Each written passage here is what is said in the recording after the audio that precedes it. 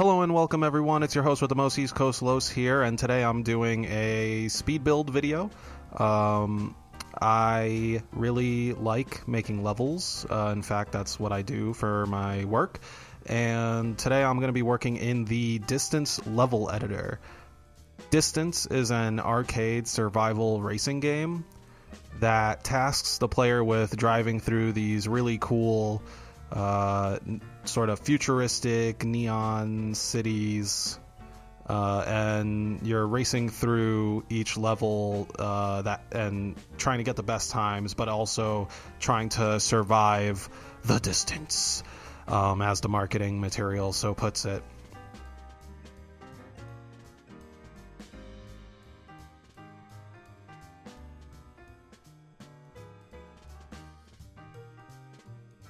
So to start this off, I thought it would be good to try and go for something simple. It's been a good long time since I last used the editor, so here I am just kind of like refiguring out how to snap pieces to each other.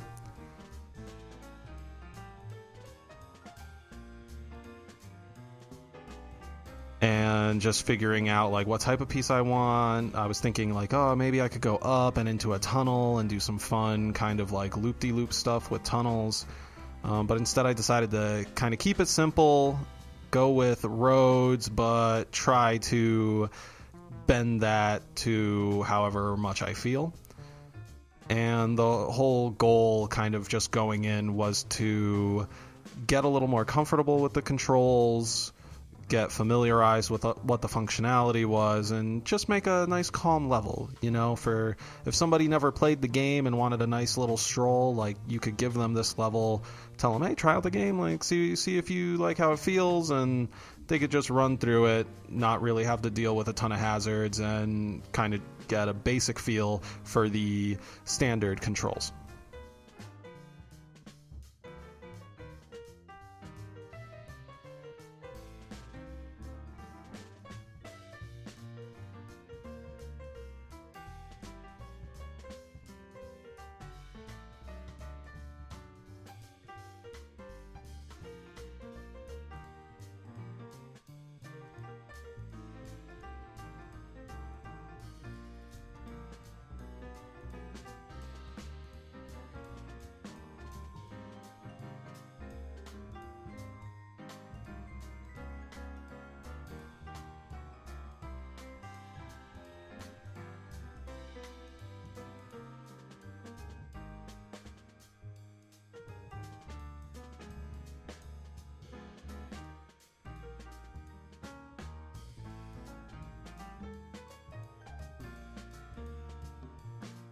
So what we saw just there through my sped up playthrough was the track pretty much flowed nicely. I noticed though, as I was testing it out, I noticed that the level didn't end when you reached the end point, so I thought for a couple of minutes that something was wrong with my end location. It just turns out that you don't actually get the end screen until you export the level and play it in the actual game rather than testing it.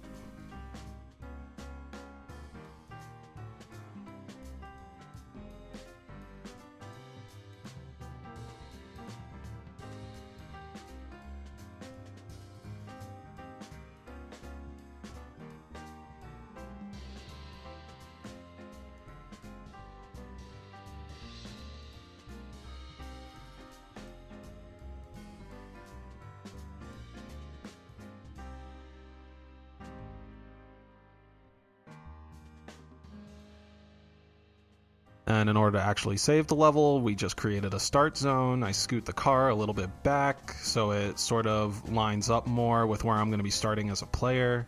And here I am going through the level again, just trying to get a basic feel. And as you see on that playthrough, I didn't fall off the track that time. I had a little slip, which is why I'm manipulating the track here to make it less of an upside down and more of just like a 90-degree wall ride situation.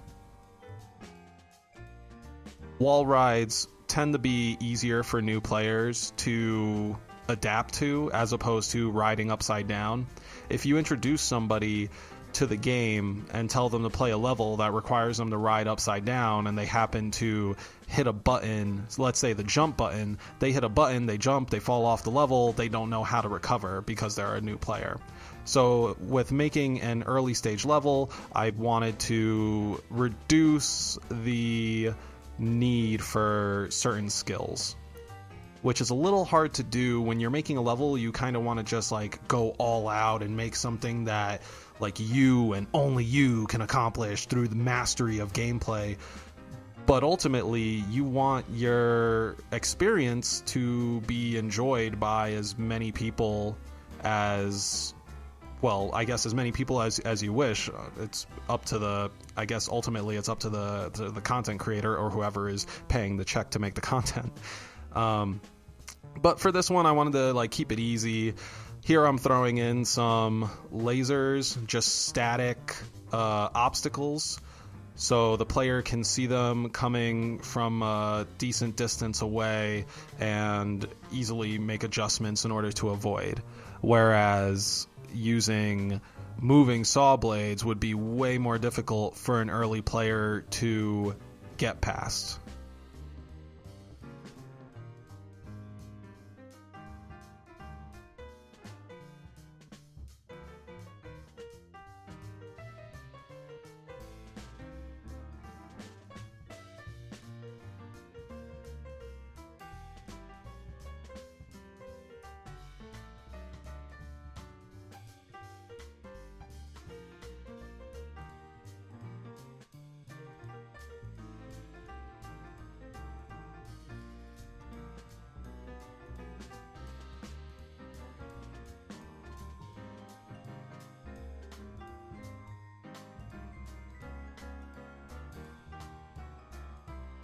And speaking of saw blades, here we are. I'm putting in about 1 or 2 saw blades in the beginning because I didn't want it to be a press right trigger to beat level type first level.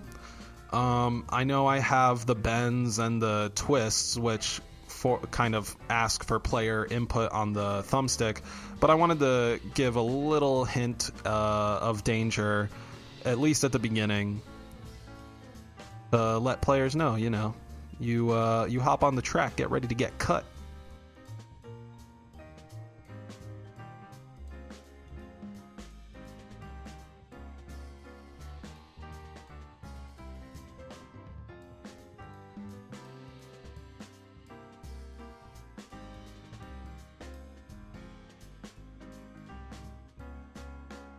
At this point, I'm selecting all the track pieces and setting the enter track calculation boolean to true. I believe that was just to calculate kind of gold, silver, and bronze times on the track, which it can do by default. And that particle effect, I was just kind of messing around with the randomization and didn't realize it only meant randomized for the particles, which is why like half the screen exploded and I had to backpedal on all that. But that's just the fun of learning a new tool, seeing funny little mess ups like that.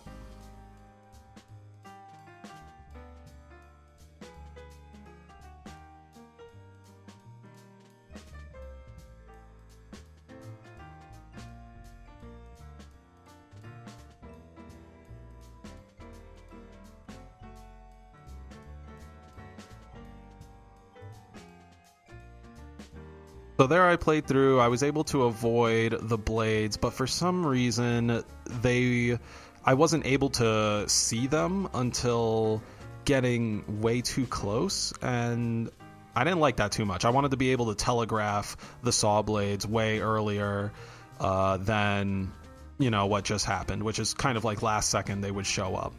Here I see that 2 track pieces aren't connecting, and I try to reconnect them, and I'm not sure why they even separated, but here you can see I'm kind of like wiggling and checking to see like what the heck is this thing connected to in the first place.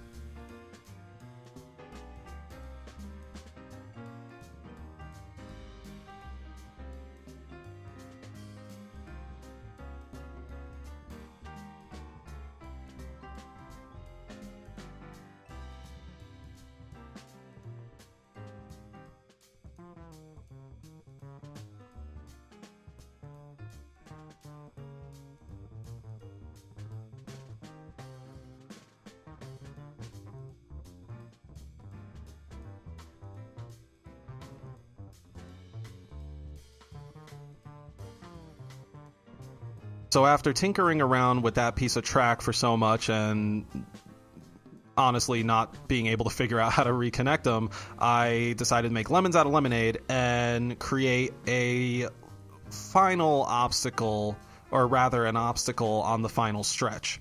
So when you complete that upwards sort of half pipe, you'll come down and basically like fling off the track, as you'll see in a second, and have to rotate yourself. Now, because this is done with the thumbstick, I felt that it wasn't too big of an ask for a newer player or a casual player to do that maneuver to balance out their car, because it's bound to the same input that you use to steer the vehicle.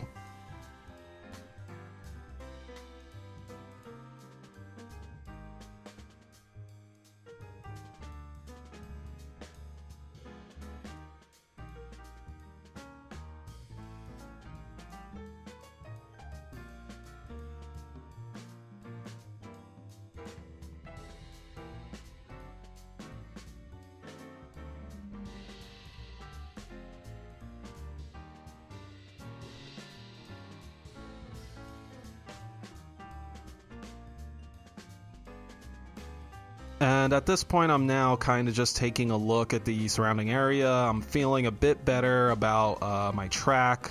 I'm testing it out, seeing the saw blades visualize, going through the lasers, making sure that no part of the track is bumpy in a way that inadvertently flings the car off the track.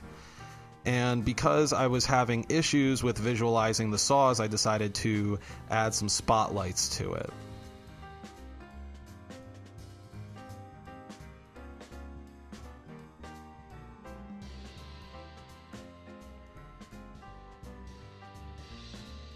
Later on, I'll be adding some directional lights to kind of light up the level, but right now I'm feeling comfortable with where the level's at. I gave myself like a 90-minute time limit, and here I'm feeling at a point where, yeah, I got something that's playable, now let me dress it up. Bringing in city pieces helps to give the illusion of speed. Depending on how big the structure is and how fast the car is going, you can create a very good sense of speed or slowness based on how many objects the player is passing in a given moment.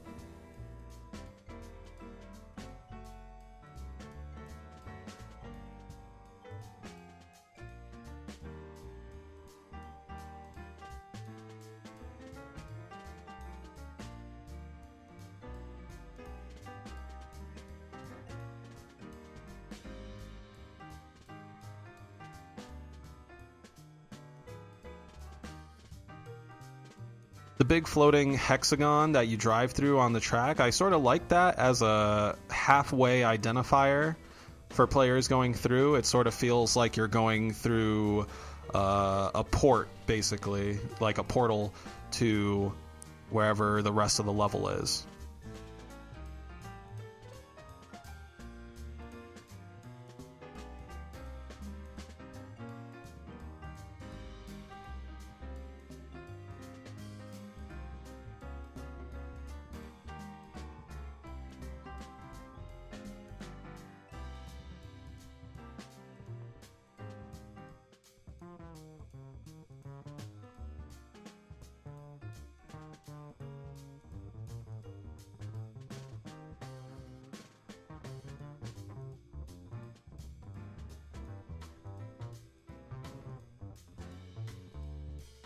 And at this point, I'm trying to add a little bit of signage to telegraph what's coming up next. So the up arrow tells you, okay, get ready, you're going up. You go up the half pipe, you come down.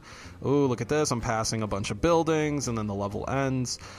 So it's feeling better. And when we get to the final test run, I will slow it down so we can watch it in its entirety. But ultimately, here I'm just testing out, does it feel like I'm going fast? Do I have enough stuff to telegraph what's coming up in terms of track direction and obstacles?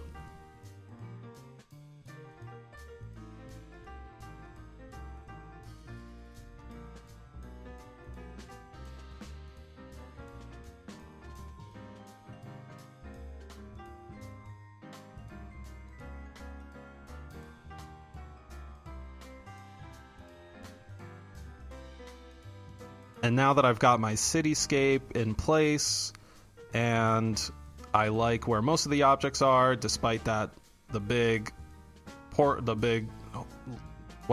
hexagon at a loss for words here.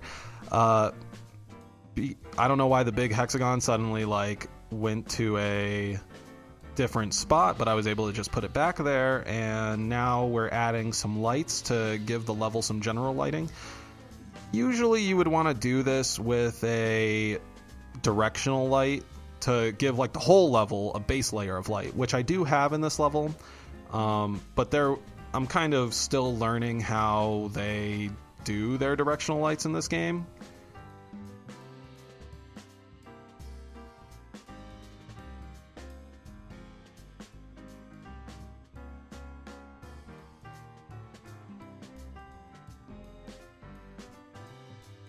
Here I'm just testing out to see, hey, can I see everything at a good visible level? Is anything blown out with a white light? Because that never looks too good. And putting the final touches here for me, which is checkpoints. In distance, your car is able to use nitro boosters, and the longer you boost, the more your car overheats, but passing through a checkpoint cools down your car, I believe, like all the way. If not, no, yeah, it does clear it up all the way. And hiding a checkpoint in the big hexagon is just like it's just like a somewhat clever way you can hide a refuel station while still making it a landmark.